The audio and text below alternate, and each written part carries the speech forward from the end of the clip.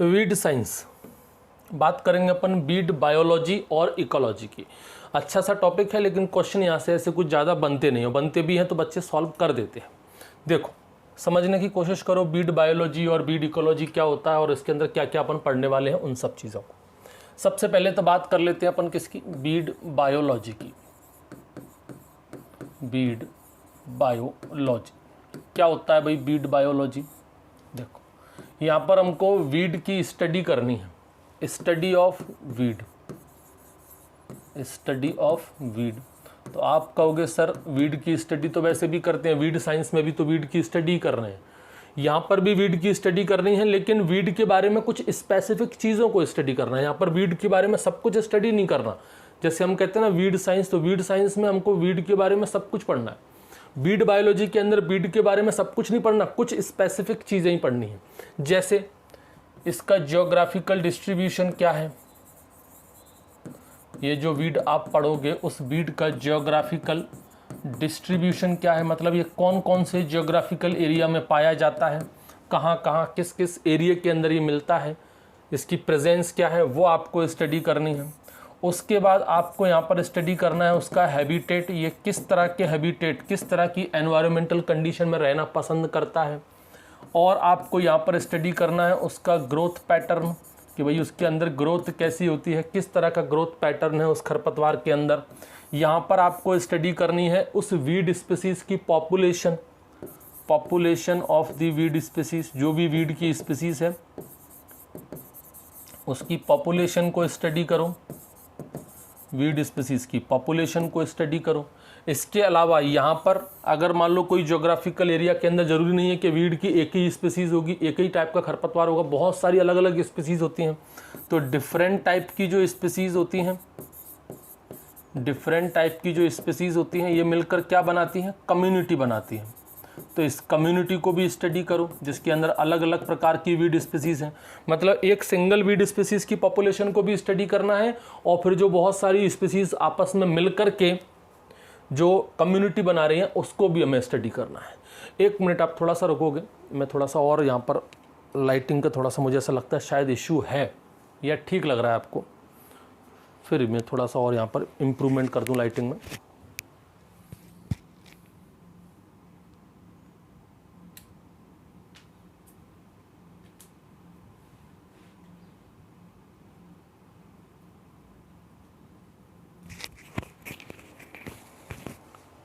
I think it's much better. अब lighting species काफ़ी, lighting species नहीं, लाइटनिंग जो है वो काफ़ी अच्छी लग रही है। ठीक है, देखो तो यहाँ पर हमको डिफरेंट स्पीसीज़ मिलकर जो कम्युनिटी बनाएंगी उस कम्युनिटी को भी हमें स्टडी करना है। समझ गए? अब बात कर लेते हैं अपन वीड इकोलॉजी की, कि वीड इकोलॉजी क्या होता है उसको देख लो। वीड इकोलॉजी में आप सिंपली बस इकोलॉजी को समझ लो, इकोलॉजी क्या होती है। देखिए कोई भी लिविंग ऑर्गेनिज्म हो वो हमेशा किसी ना किसी एनवायरनमेंट में ही रहेगा, हमेशा किसी ना किसी एनवायरनमेंट से घिरा हुआ रहेगा। जैसे कि अब वो लिविंग ऑर्गेनिज्म कोई भी हो सकता है, चाहे वो खरपतवार हो, कोई प्लांट हो, कोई एनिमल हो। मैं अपनी ही बात कर लेता हूँ, चलो मैं भी एक लिविंग ऑर्गेनिज्म हूँ, मैं अभी इसी वक्त इस रूम के अंदर हूँ। ठीक है, मेरा जो ऑनलाइन सेटअप का जो रूम है मैं इसके अंदर हूँ, यहाँ सामने एसी चल रहा है, फ़ैन अभी बंद है, काफ़ी सारी लाइट्स जल रही हैं। तो ये मेरा एनवायरनमेंट हो गया। मेरी बॉडी जो है वो इस एनवायरनमेंट के अकॉर्डिंग काम करेगी, मेरी बॉडी जो है वो इस एनवायरनमेंट के साथ एक इंटर रिलेशनशिप बनाएगी। अगर मैं यहाँ से रूम से बाहर निकल के बाहर चला जाऊँ तो बहुत ज़्यादा गर्मी पड़ रही है, तो फिर मेरी बॉडी जो है वो बाहर के एनवायरनमेंट के साथ, जो भी मेरी बॉडी के चारों तरफ का एनवायरनमेंट होगा उसके साथ एक इंटर रिलेशनशिप बनाती है। मतलब मेरे सराउंडिंग का जो एनवायरनमेंट है वही मुझे अफेक्ट करेगा, और ये हर किसी के साथ होता है। ऐसे ही वीड के साथ भी होगा, वही वीड जो होगा, जो प्लांट होगा, उसके सराउंडिंग में जो भी एनवायरनमेंट होगा उन दोनों के बीच में एक इंटर रिलेशनशिप बनेगा, दोनों एक दूसरे को अफेक्ट पहुंचाएंगे। वो प्लांट स्पीसीज या वो एनिमल स्पीसीज एनवायरनमेंट को अफेक्ट पहुंचाएगा, एनवायरनमेंट उस प्लांट स्पीसीज को अफेक्ट पहुंचाएगा। That is called as the interrelationship. तो इकोलॉजी का मतलब क्या होता है? इकोलॉजी का मतलब होता है inter relationship between the living organism and it's environment and its surrounding environment, उसी को कहते हैं क्या? इकोलॉजी। तो इकोलॉजी का मतलब क्या होता है? Inter relationship between the living organism and their environment, इसी को क्या कहते हैं, इकोलॉजी कहते हैं। हम यहाँ पर बात करें वीड इकोलॉजी की, तो मतलब ये जो लिविंग ऑर्गेनिज्म है ये क्या होगा, ये वीड होगा। मतलब वीड और उसके सराउंडिंग का जो एनवायरनमेंट है उनके बीच में जो इंटर रिलेशनशिप है उसी को वीड इकोलॉजी कहते हैं। समझ गए, ये तो हो गया आपका वीड इकोलॉजी। अब देखो कुछ और चीज़ें, जैसे कि पॉपुलेशन क्या होता है, व्हाट इज़ द पॉपुलेशन। अच्छा, वीड इकोलॉजी में कुछ बातें और देख लो। अभी तो यहाँ पर देखो, वीड इकोलॉजी 2 टाइप की होती है। वीड इकोलॉजी कितने टाइप की, 2। एक होती है आपकी ऑट इकोलॉजी और एक होती है सिन इकोलॉजी। एक होती है ऑट इकोलॉजी और एक होती है सिन इकोलॉजी। ठीक है, ऑट इकोलॉजी का मतलब क्या होता है, यहाँ पर हमको इंडिविजुअल ऑर्गेनिज्म को स्टडी करना है। किसको स्टडी करना है, एक इंडिविजुअल ऑर्गेनिज्म को, या फिर कहूँ मैं एक इंडिविजुअल स्पीसीज को ही स्टडी करना है हमको। बस स्टडी ऑफ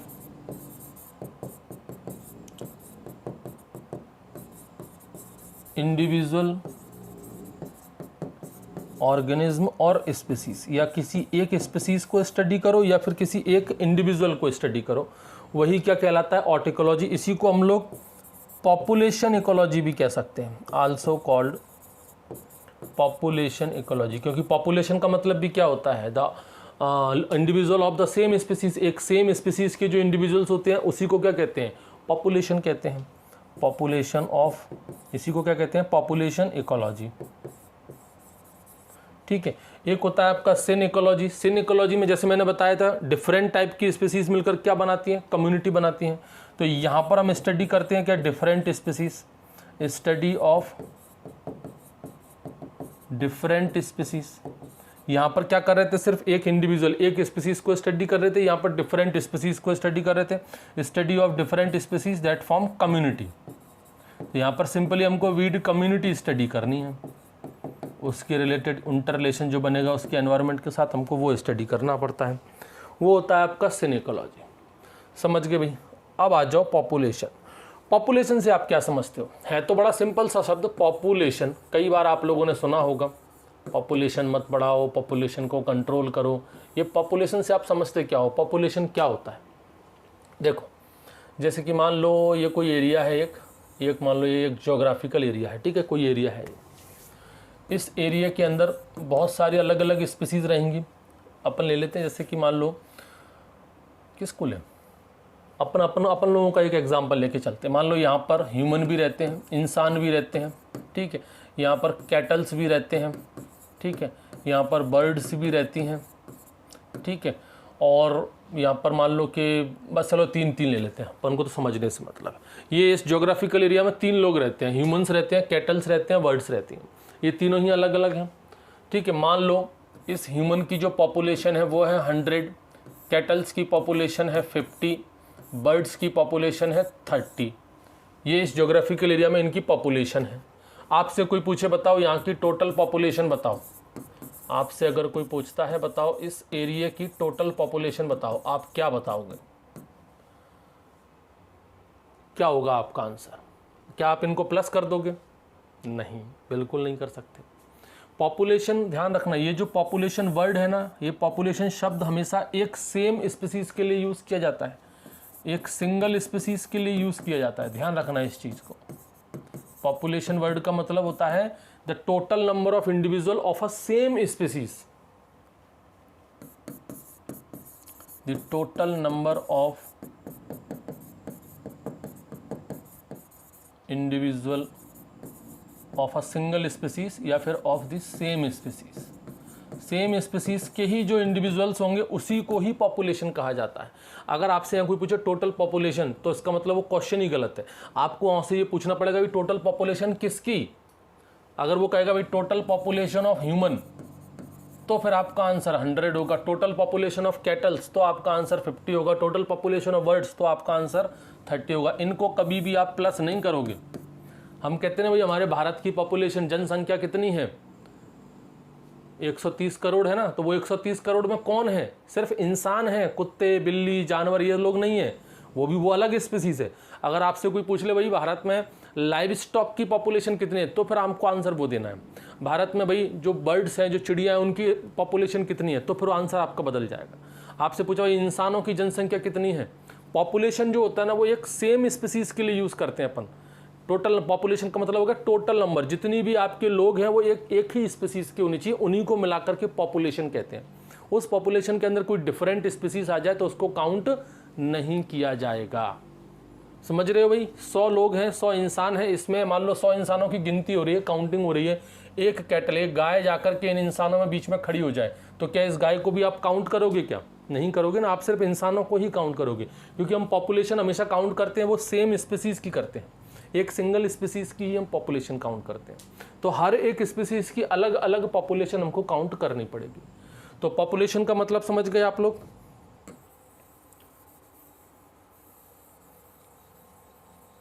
तो पॉपुलेशन का मतलब क्या हो गया? Group of individual of the same species, group of individual of the same species, इसी को क्या कहते हैं अपन? पॉपुलेशन। जो साथ में रहते हैं, सेम हैबिटेट में रहते हैं, चाहो तो वो भी लिख लो, living together in the same habitat. समझ गए? इसे कहते हैं पॉपुलेशन। दूसरा पॉइंट है आपका डेमोग्राफी। डेमोग्राफी से आप क्या समझते हो? डेमोग्राफी क्या होती है? ये जो पॉपुलेशन समझ गए, मतलब एक ही स्पीसीज के अंदर जितने भी इंडिविजुअल्स हैं वो क्या कहलाता है? पॉपुलेशन। उसके ग्रुप को कहते हैं पॉपुलेशन। अब इस पॉपुलेशन को हमें स्टडी करना है, स्टडी ऑफ पॉपुलेशन। तो पॉपुलेशन की जो स्टडी होती है that is called as the demography. Population की स्टडी को क्या कहा जाता है? डेमोग्राफी। बेसिकली पॉपुलेशन की स्टडी में हमको स्टडी करना क्या है? मोस्ट इंपॉर्टेंट यहाँ पर अगर हम बात करें तो 3-4 बातें हैं जिनको स्टडी करना होता है। एक तो रेट ऑफ बर्थ, इस पॉपुलेशन के अंदर रेट ऑफ बर्थ क्या है, मतलब कितने लोग यहाँ पर पैदा हो रहे हैं सेम स्पीसीज के, कितने लोग यहाँ पर मर रहे हैं। Rate of population of birth and death, क्योंकि यही चीज़ है वो पॉपुलेशन की, जो पॉपुलेशन है उसको ये अफेक्ट करेगी। भाई मान लो कि पैदा ज़्यादा हो रहे हैं कम हो और मर कम रहे हैं तो पॉपुलेशन बढ़ेगी, मर ज़्यादा रहे हैं पैदा कम हो रहे हैं तो पॉपुलेशन कम होगी।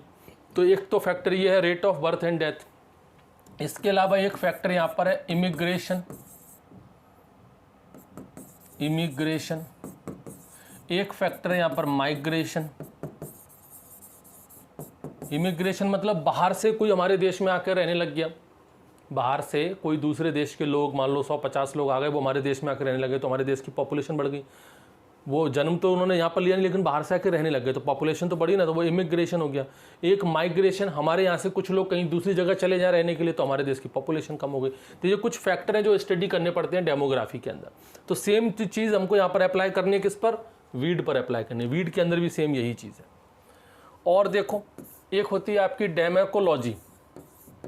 डेमोकोलॉजी ये नाम से समझ में आ रहा है। डेमोग्राफी का मतलब होता है स्टडी ऑफ पॉपुलेशन। इस पॉपुलेशन की इकोलॉजी को स्टडी करना ही क्या कहलाता है? Demecology. Study of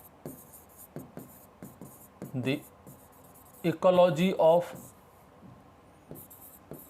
population. Population की इकोलॉजी को स्टडी करना क्या कहलाता है? डेमोकोलॉजी कहलाता है। समझ गए भाई? ये कुछ बेसिक सी शब्द हैं, बेसिक सी टर्म्स हैं। अब आ जाओ बीड परसिस्टेंस। ये काफ़ी इंपॉर्टेंट है। बीड परसिस्टेंस क्या होता है? देखो किसी भी खरपतवार के अंदर की जो एडेप्टेबिलिटी है कि वो खुद को किसी भी नए एनवायरनमेंट के अंदर एडप्ट कर सकता हो, अपने खुद को अपने किसी नए एनवायरनमेंट में सर्वाइव कर पाए, that is called its weed persistence. उसको क्या कहते हैं? वीड परसिस्टेंस कहते हैं। मतलब adaptive potential of the weed that enable its to survive in a living in a new environment condition. What is weed persistence? Adaptability, adaptability of, या sorry adaptability का हो या एडप्टिव पोटेंशियल ऐसे लिखें तो ज़्यादा अच्छा रहेगा। Adaptive potential, adaptive potential of weed that enable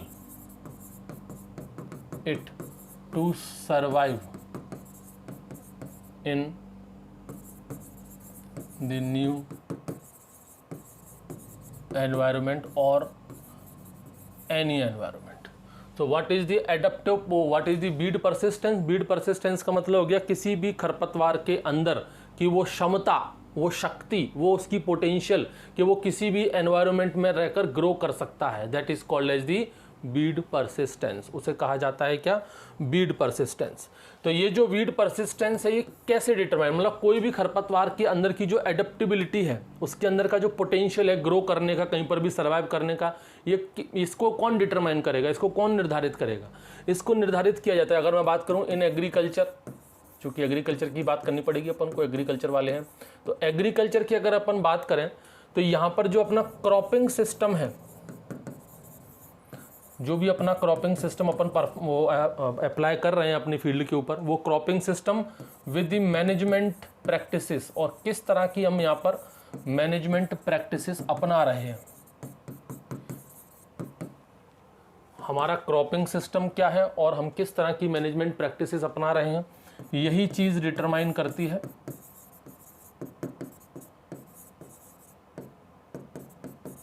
determine the persistence of weed. यही वीड परसिस्टेंस को डिटरमाइन करती है कि आप किस तरह का क्रॉपिंग सिस्टम अपना रहे हो, क्या क्या मैनेजमेंट प्रैक्टिसेस कर रहे हो।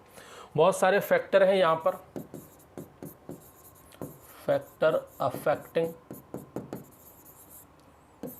The weed persistence, weed persistence को अफेक्ट करने वाले बहुत सारे फैक्टर हैं और भी है आगे। चलो कौन कौन से फैक्टर है, देखो बहुत सारे फैक्टर हैं, जैसे कि अगर हम बात करें यहाँ पर क्लाइमेट की बात कर लें अपन, क्लाइमेट में तो बहुत सारे फैक्टर हैं, जैसे कि क्लाइमेट में एक सबसे इंपॉर्टेंट फैक्टर ले लो आप लाइट की बात कर लो। लाइट में तो लाइट इंटेंसिटी, लाइट का ड्यूरेशन, हर चीज़ खरपतवार को अफेक्ट करती है।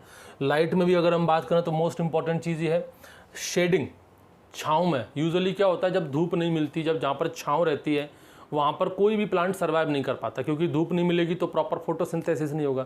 अगर कोई खरपतवार छाँव में रहना सीख जाए, अगर कोई खरपतवार शेडी एरिया में ग्रो करना सीख जाए, समझ लो उसने सारे काम कर लिए, मतलब उसने लाइट के लिए रेजिस्टेंस कर लिया, अब उसको लाइट की जरूरत नहीं। भाई जो खरपतवार बिना लाइट के सर्वाइव करना सीख जाए, छाँव में रहना, मतलब शेडी एरिया में, छाँव वाली एरिया में अगर वो रहना सीख जाए तो वो कितना ज़्यादा परसिस्टेंट हो सकता है, वो खुद को कितने लंबे समय तक सर्वाइव कर सकता है, भले ही धूप ना निकले, कोई दिक्कत नहीं आती। तो यहाँ पर ये जो शेडीनेस है वो काफ़ी अच्छा है। तो लाइट में भले आप ये पॉइंट लिख लीजिए, tolerance to shading, tolerance to shading is the measure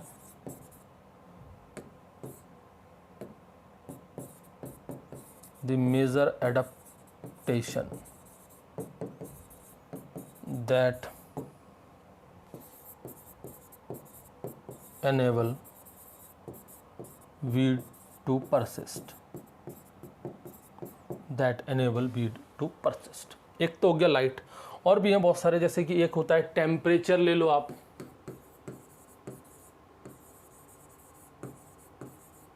temperature भी एक फैक्टर है, क्लाइमेटिक फैक्टर है, जिसमें बेसिकली आपका देखें तो सॉइल टेम्परेचर, ये जर्मिनेशन को, उसकी डोरमेंसी को यही डिसाइड करते हैं। जैसे कि आपका सॉइल टेम्परेचर, यही सॉइल टेम्परेचर डिटरमाइन करेंगे किसको, उसके जर्मिनेशन को, वीड जर्मिनेशन एंड डोरमेंसी, ये भी आपका मेजर फैक्टर हो गया। और भी हैं जैसे कि रेनफॉल हो गया, बारिश हो गई।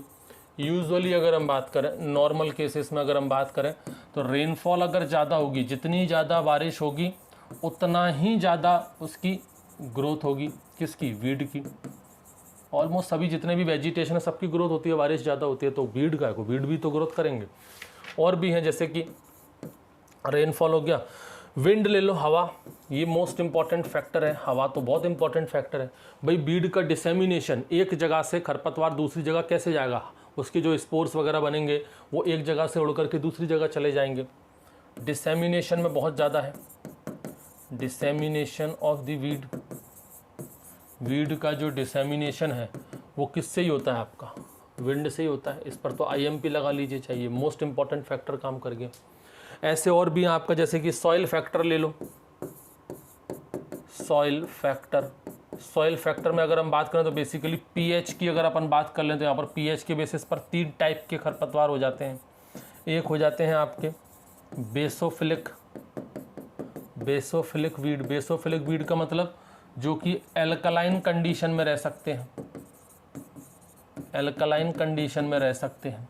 एक होते हैं आपके एसिडोफिलिक, एसिडोफिलिक वीड मतलब जो कि एसिडिक कंडीशन में रह सकते हैं, जो एसिडिक कंडीशन में रह सकते हैं। एक न्यूट्रोफिलिक, न्यूट्रोफिलिक वीड, ये न्यूट्रल कंडीशन में रहना पसंद करते हैं, ये pH बेसिस पर होगा। ऐसे और देख लो बायोटिक फैक्टर भी होते हैं, बायोटिक फैक्टर, बायोटिक फैक्टर में भैया कौन, बायोटिक फैक्टर में बेसिकली जो अपनी क्रॉप है वही वीड के साथ कंपटीशन करेगी। तो यहाँ पर क्रॉप वीड कंपटीशन जो होता है, काय के लिए कंपटीशन करते हैं भाई, खरपतवार काय के लिए कंपटीशन करते हैं अपनी क्रॉप के साथ, न्यूट्रिएंट के लिए, एयर के लिए, स्पेस के लिए, लाइट के लिए, इन सब चीज़ों के लिए कंपटीशन होता है। तो ये बायोटिक फैक्टर भी हैं जो वीड परसिस्टेंस को, हमारी क्रॉप अगर फेल हो जाती है, क्रॉप अगर कॉम्पीट नहीं कर पाती तो खरपतवार जीत जाता है, परसिस्ट कर जाता है। ये तो बात हुई किसकी, वीड परसिस्टेंस की। अब बात करते हैं अपन वीड सक्सेशन की, ये भी काफ़ी अच्छा पॉइंट है। देखो वीड सक्सेशन क्या होता है, वीड सक्सेशन वो एक प्रोसेस है, एक फिनोमिना है जिसके अंदर वीड इकोलॉजी चेंज हो जाती है। क्यों चेंज हो जाती है, अगर मान लो कोई एनवायरनमेंट कंडीशन है वो चेंज हो गई है, एनवायरनमेंट कंडीशन में कुछ बदलाव आ गया है। अब क्या बदलाव, देखो जैसे कि मान लो, पहले तो लिख लो आप प्रोसेस, वीड सक्सेशन क्या है, वो एक प्रोसेस है या कह सकते हैं एक फिनोमिना है in which weed ecology is changed over time. एक लंबे अंतराल के लिए या उस समय के लिए वीड इकोलॉजी चेंज हो जाए, ठीक है। ये चेंजेस क्यों होते हैं, ये चेंजेस अपने क्यों हो रहे हैं, due to the introduction of new habitat, due to the formation या introduction, due to the formation of new habitat, कोई नया हैबिटेट बन जाए, ठीक है, या फिर due to the destruction of existing habitat, ठीक है। जैसा ये नाम है वैसा इतना टफ है नहीं ये वीड सक्सेशन, सोचते वीड सक्सेशन पता नहीं क्या होगा, कुछ भी नहीं है। वीड सक्सेशन देखो अब ये दो टाइप का हो जाता है यहाँ पर, एक हो जाता है प्राइमरी सक्सेशन,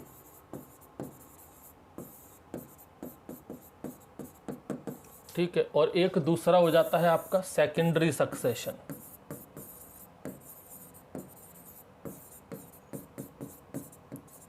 प्राइमरी सक्सेशन और सेकेंडरी सक्सेशन, इसको समझो। जैसे कि मान लो कोई एक ऐसा एरिया है जहाँ पर कोई भी लिविंग ऑर्गेनिज्म नहीं है, कोई भी वहाँ पर वनस्पति नहीं है, कोई भी खरपतवार वहाँ पर है ही नहीं, वो वीड स्पीसीज वहाँ पर पाई ही नहीं जाती, लेकिन अचानक से कुछ ऐसा हो जाए कि भाई वहाँ पर वो वीड स्पीसीज ग्रो कर जाए, कहीं से भी आकर के कैसे भी करके वीड डिसेमिनेशन हो जाए, कहीं से भी कैसे भी करके वहाँ पर वो खरपतवार ग्रो कर जाए। हो सकता है उस खरपतवार का सीड वगैरह उस सॉइल के अंदर दबा हुआ हो, हज़ारों साल बाद वो जाकर के ग्रो हुआ हो, उस टाइम तक उसको एनवायरमेंटल कंडीशन नहीं मिली हो क्योंकि एक नया एनवायरनमेंट वहाँ पर बन गया।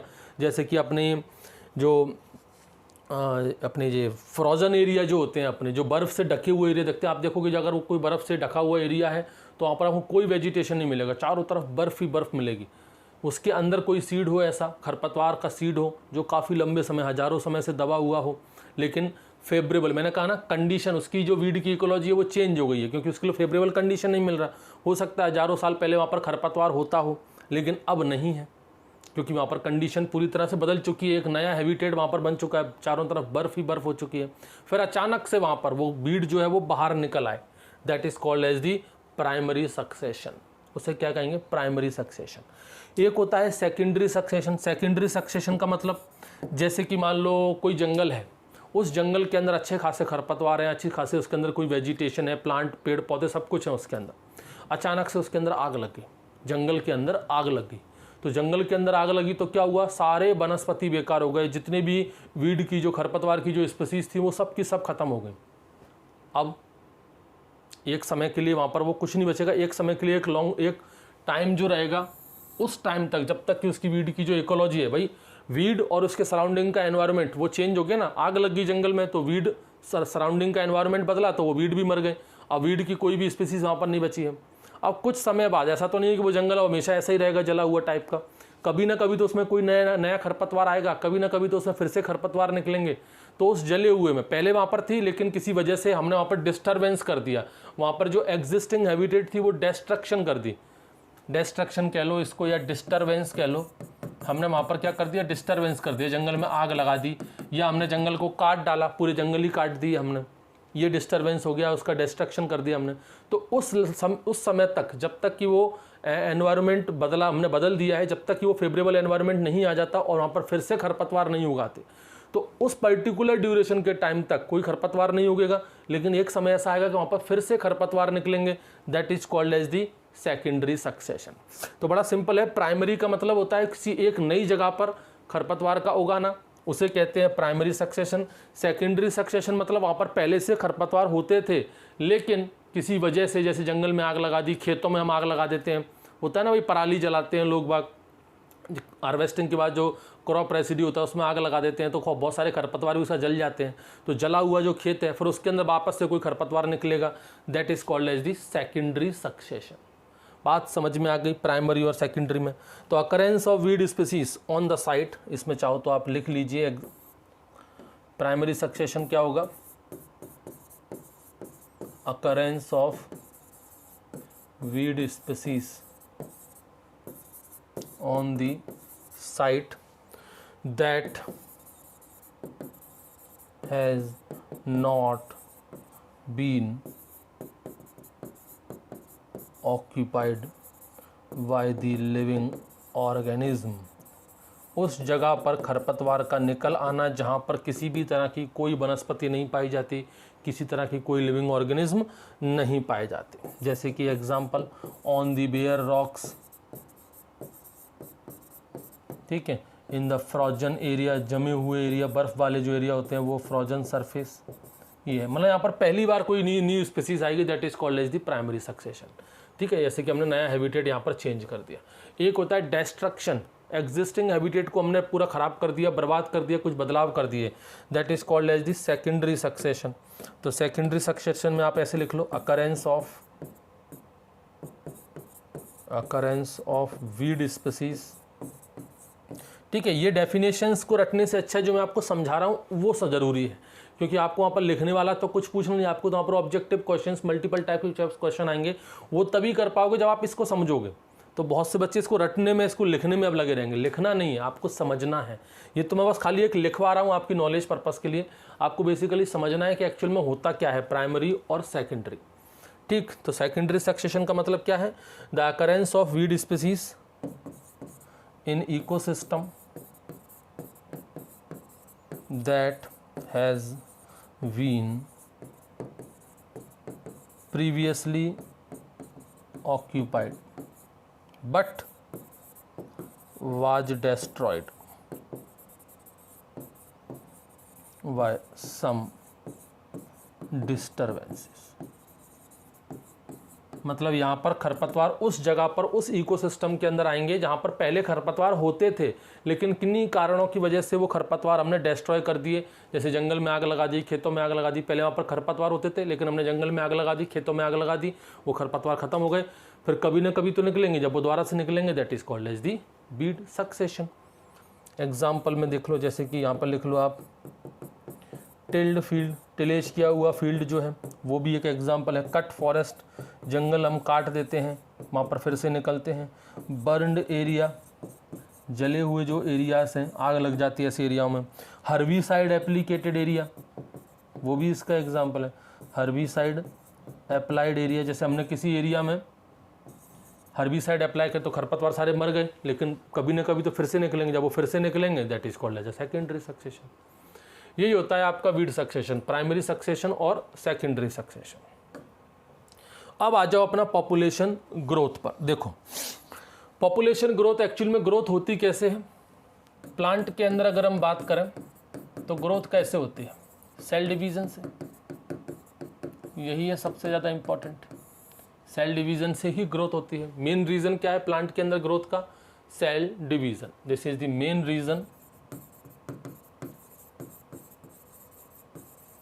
Reason of growth.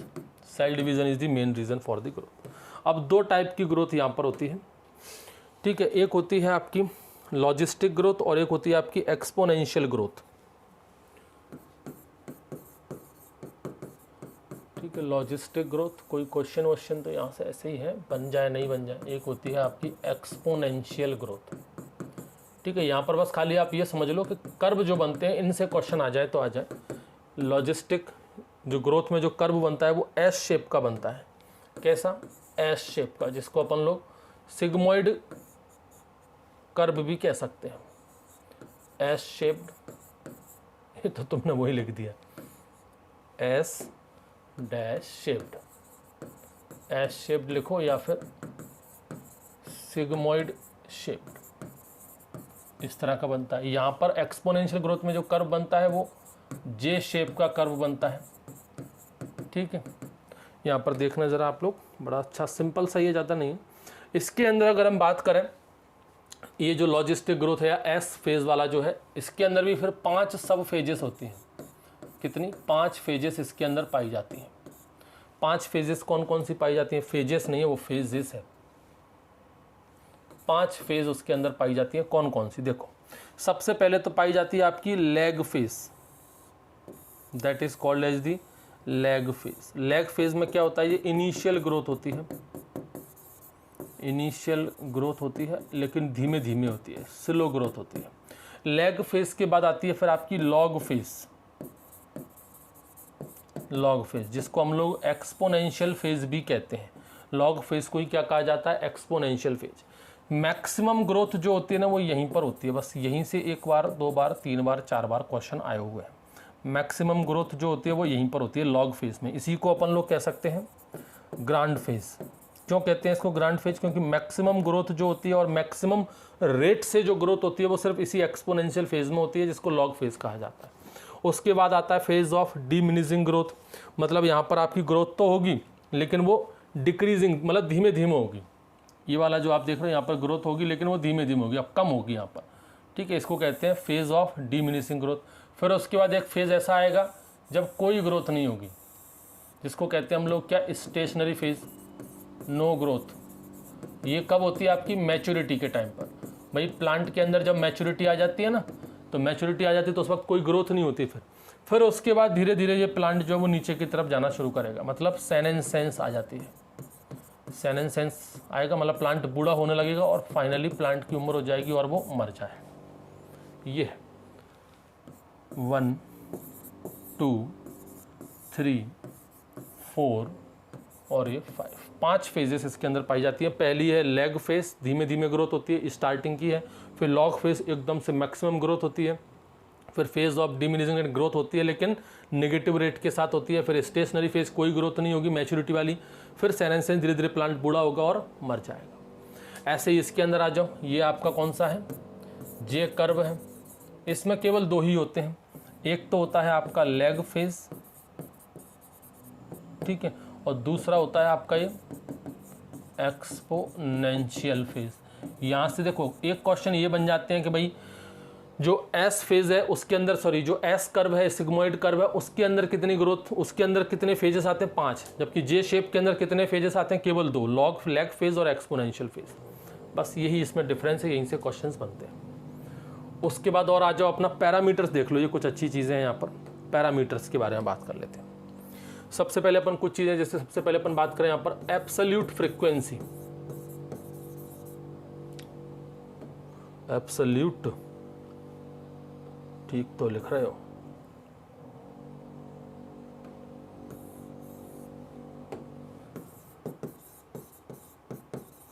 Absolute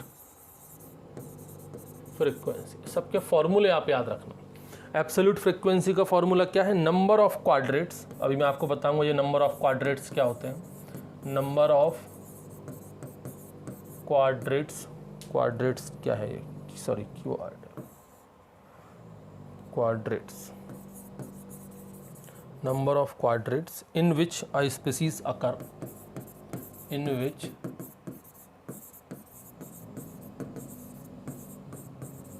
species occur, divided by total number of quadrates,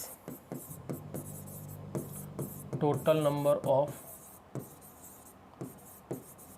quadrates studied into 100। ये फॉर्मूला आप याद रखना किसके लिए, एब्सोल्यूट फ्रीक्वेंसी के लिए। अब ये सब पैरामीटर है खरपतवार के लिए, जो पैरामीटर्स अपन, और हालांकि खरपतवार नहीं, और बाकी के दूसरे प्लांट्स वगैरह होते हैं उनके लिए भी अपन यूज़ करते हैं। क्वाड्रेट्स आप लोगों ने कभी देखा है अपने कॉलेज टाइम पर, ये इस तरीके का ये रहा क्वाड्रेट। ये जो आप देख रहे हो ये जो देख रहे हो ना, ये क्वाड्रेट है। इसको आप बना सकते हो, ये लकड़ी का बना सकते हो, पाइपलाइन का बना सकते हो। आजकल जो घरों में जो नल की जो फिटिंग होती है ना, जो पाइप आते हैं वाइट कलर के, उनको आप आपस में जोड़ करके ऐसा क्वाड्रेट बना लीजिए, या 4 लकड़ी लेकर के आइए, उसको स्क्वायर शेप में इस तरीके का बना लीजिए।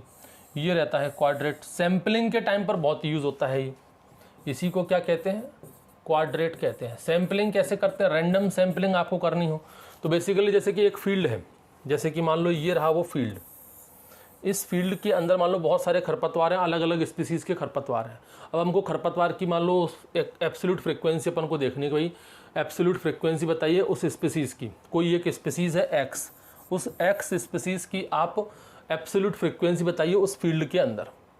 तो अपने पास ये क्वाड्रेट है, इस क्वाड्रेट को अपन क्या करेंगे, रैंडमली ऐसे फेंक देंगे फील्ड के अंदर। रैंडमली फेंकते हैं, कभी भी ऐसे जानबूझकर वहाँ पर रखेंगे नहीं, रैंडमली इसको ऐसे फेंकते हैं, वो जहाँ कहीं पर भी जाकर गिर जाए। जैसे कि मान लो वो यहाँ आकर गिर गया, तो इतने एरिया में अपन उस खरपतवार की स्पीसीज़ को पॉइंट आउट करेंगे कि भाई कितने खरपतवार इस पर्टिकुलर एरिया के अंदर हैं।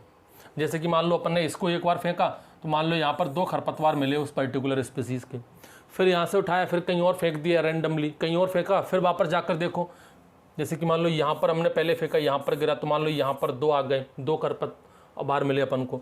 फिर अपन ने रैंडमली एक बार यहाँ फेंक दिया, तो यहाँ पर मान लो अपन को वो स्पीसीज़ का एक ही खरपतवार मिला। फिर रैंडमली अपन ने उसको क्वाड्रेट को यहाँ फेंक दिया, यहाँ फेंका, तो मान लो अपन को वहाँ पर उसको 3 खरपतवार मिल गए। फिर अपन ने रैंडमली एक बार और फेंक दिया, यहाँ फेंक दिया, यहाँ पर मान लो अपन को 5 खरपतवार मिल गए। रैंडमली फेंकते हैं, फिर उस पर्टिकुलर उसी एरिया के अंदर कितने खरपतवार हैं उनको नोट कर लेते हैं। अब एब्सोल्यूट फ्रीक्वेंसी कैसे निकालोगे कि भाई number of quadrat in which species occurred. कई बार तो ऐसा भी होगा, जैसे मान लो अपन ने यहाँ फेंका, यहाँ पर मान लो कोई खरपतवार हमको मिला ही नहीं उस पर्टिकुलर स्पीसीज का, इस एक्स स्पीसीज का खरपतवार हमको यहाँ मिला ही नहीं। मान लो हमने यहाँ पर भी फेंका, यहाँ पर भी हमको नहीं मिला, यहाँ पर हमने फेंका तो यहाँ पर भी हमको नहीं मिला, यहाँ पर हमने फेंका तो वो यहाँ पर भी नहीं मिला। तो हमने टोटल नंबर ऑफ क्वाड्रेट कितनी बार फेंके वो काउंट कर लो पहले तो। 1 बार, 2 बार, 3 बार, 4 बार, 5 बार, 6 बार और 7 बार। एक बार और फेंक लो, इसमें भी मान लो हमको नहीं मिला, 8 बार हो गया, और फेंक लो चलो, इसमें हमको 1 मिल गया, और फेंक लो चलो, ये 9 बार हो गया, एक बार इसमें भी हमको नहीं मिला, 10 बार। माने कि हमने 10 बार क्वाड्रेट को फेंका, मतलब हमने 10 बार क्वाड्रेट स्टडी किया। तो जब हमने 10 बार क्वाड्रेट स्टडी किया, मतलब नीचे वाली जो वैल्यू है total number of quadrat studied, ये क्या आ जाएगा, 10 आ जाएगा। अब वो species, number of quadrat in which species occurred, कौन कौन से कितनी बार अपन ने क्वाड्रेट में वो स्पीसीज मिली। जैसे देखो यहाँ पर अपन को क्वाड्रेट में स्पीसीज मिली, 1 बार इसमें मिली, 2 स्पीसीज काउंट नहीं करनी, बस अपन को यहाँ पर वो वैल्यू लिखनी है कि कितने क्वाड्रेट में स्पीसीज मिली है। स्पीसीज मिली है, कितने नंबर में स्पीसीज मिली, उसके लिए अलग फॉर्मूला है। एब्सोल्यूट फ्रीक्वेंसी निकालने के लिए हमको सिर्फ वो क्वाड्रेट के नंबर काउंट करने हैं जिसके अंदर हमको वो स्पीसीज मिली है। कितनी स्पीसीज मिली है ये काउंट नहीं करना।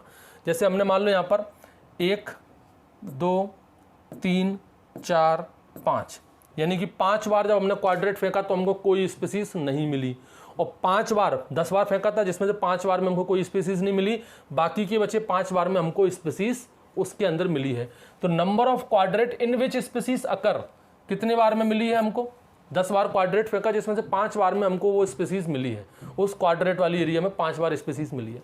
तो 5/10 × 100 यहाँ से कैलकुलेट कर लो, ये कितना आ गया आपका 50%, यानी कि उस पर्टिकुलर क्रॉप स्पीसीज की जो एब्सोल्यूट फ्रीक्वेंसी है वो क्या आ गई, 50% आ गई। इस तरीके से कैलकुलेट किया जाता है। ठीक है, यहाँ पर अपन को सिर्फ और सिर्फ क्वाड्रेट की वैल्यू लिखनी है, नंबर ऑफ स्पीसीज कितनी मिल रही है, क्या मिल रही है, वो वैल्यू नहीं लिखनी। समझ गए भाई। ये क्वाड्रेट वाला एक किस्सा मुझे याद आ गया, मुझे बीएससी में थे हम लोग। ये क्वाड्रेट बहुत हल्के होते हैं क्योंकि लकड़ी के बना लेते हैं और या तो पाइप के बना लेते हैं। तो हमारी मैडम थी एक, वो लेकर के आई थी ये क्वाड्रेट और हमको फील्ड पर ले गई थी। तो हमारा एक फ्रेंड है, धाकड़ करके था एक, उससे क्या था, मैडम ने कहा कि भाई ये लो क्वाड्रेट और इसको रैंडमली ऐसे फील्ड में फेंको। यूजुअली इसको ऐसे नॉर्मली ऐसे फेंकते हैं। उस बंदे ने ये क्वाड्रेट ऐसा फेंका जैसे मान लो कुछ वो अपन पार्क में वगैरह में कोई वो डिस्क वगैरह ऐसे उड़ाते हैं ना, उस क्वाड्रेट को पकड़ा और इतना जोर से फेंका कि वो उस कॉलेज के फील्ड को बाहर निकल के बाहर हाईवे पर जाकर गिरा, बाहर रोड पर जाकर के। मैडम को इतना गुस्सा, उन्होंने सारा प्रैक्टिकल सब बंद कर दिया कि क्या बकवास है ये, मैंने तुमसे कहा था फील्ड में फेंको, आपने इतना जोर से फेंका। क्योंकि बहुत हल्के होते हैं, इनको अगर आप फेंकोगे ना तो जब हम उड़ने लगते हैं, तो उसने इतनी ताकत से फेंक दिया कि वो कॉलेज के फील्ड को निकल के बाहर हाईवे पर जाकर गिर पड़ा।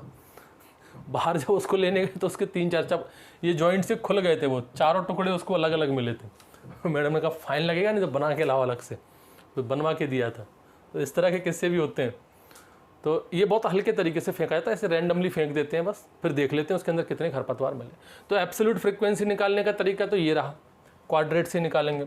और देखो अब अगर मान लो आपको रिलेटिव फ्रीक्वेंसी निकालनी हो तो रिलेटिव फ्रीक्वेंसी, तो रिलेटिव फ्रीक्वेंसी का फॉर्मूला क्या है यहाँ पर, number of occurrence of a species. देखो यहाँ पर अपन नंबर काउंट करेंगे, नंबर ऑफ, पूरा काय लिखते हो, इतना ही लिख दो शॉर्ट में, number of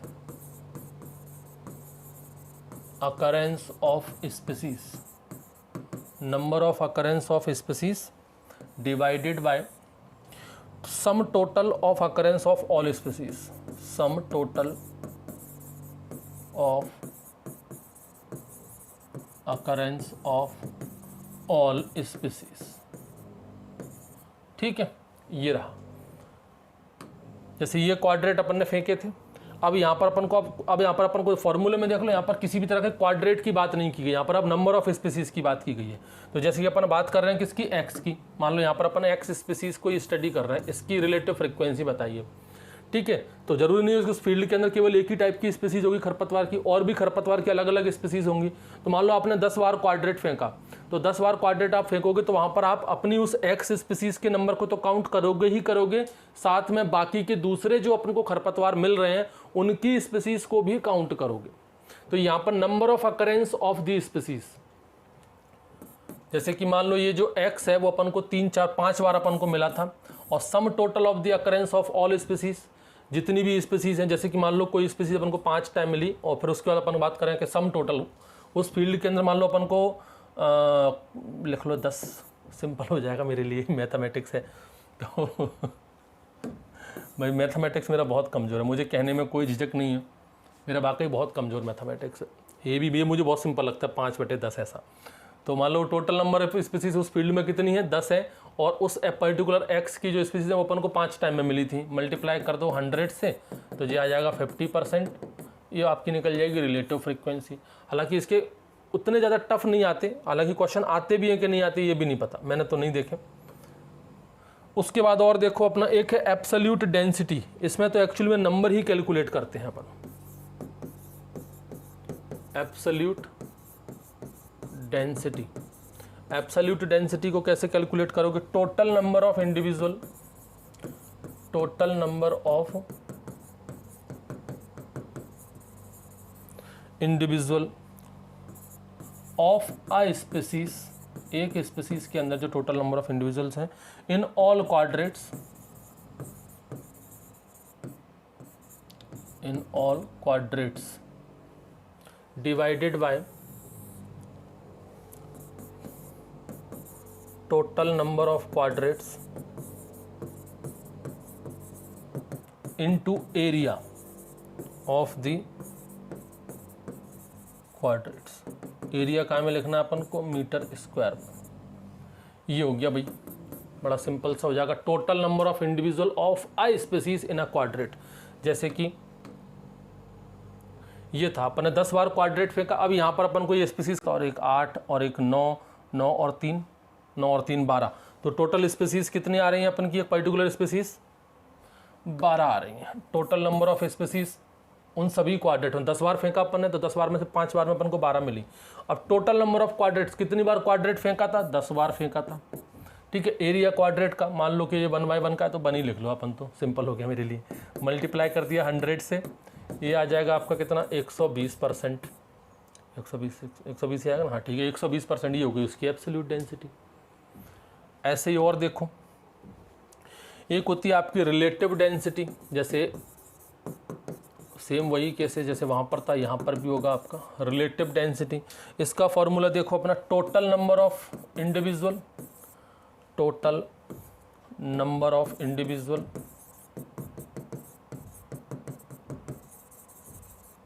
total number of individual of a species in all quadrate divided by, इसको डिवाइड करो आप, total number of individual of all species, total number of individual of all species. बस इतना ही फर्क है जी, ए स्पीसीज केवल एक species की बात हो रही है, जैसे कि मान लो वो स्पीसीज है एक्स, तो यहाँ पर सिर्फ उस एक्स स्पीसीज की बात हो रही है। और यहाँ पर हम बात करेंगे ऑल स्पीसीज। ऑल स्पीसीज में ध्यान रखना, यहाँ पर एक्स भी इंक्लूडेड रहेगा, उसको तो तुम्हें काउंट करना ही करना है। ऑल स्पीसीज, एक्स तो इंक्लूडेड रहेगा इन दी ऑल क्वाड्रेट्स। तो जैसे कि अपन ने कहा total number of species of species in, जैसे कि मान लो टोटल नंबर ऑफ स्पीसीज कितनी आई थी उस पर्टिकुलर स्पीसीज की? 12 आई थी, तो हम यहाँ पर 12 लिख देंगे। और total number of individuals of all species, अब यहाँ पर सभी स्पीसीज, मतलब 12 तो अपन को यहाँ लिखना ही लिखना पड़ेगा। 12 के साथ साथ और भी तो खरपतवार के यहाँ पर मिले होंगे कि केवल वही एक्स मिला होगा? और भी मिले होंगे, तो वो और भी जोड़ लो। मान लो कि यहाँ पर अपन को सिंपल क्या रहेगा, 8 लिख लो, ज़्यादा सिंपल हो जाएगा। ठीक है, मल्टीप्लाई कर दो 8 से, वो 100 से, तो जो हो जाएगा यहाँ पर मल्टीप्लाई करो भाई 100 से। ठीक, तो ये हो गया आपका 12/20 × 100। इससे ये कट दिया, ऐसे 5 12 5 60। वाह, मैथमेटिक्स कितना शानदार। रिलेटिव डेंसिटी कितना हो गया अपना? 60%। समझ गए भाई? ये इस तरीके के आपके हैं पैरामीटर्स, इंडेक्स वगैरह। यही अपना वीड बायोलॉजी और वीड इकोलॉजी में यही सब चीज़ें पढ़नी थी। तो इन सब चीज़ों पर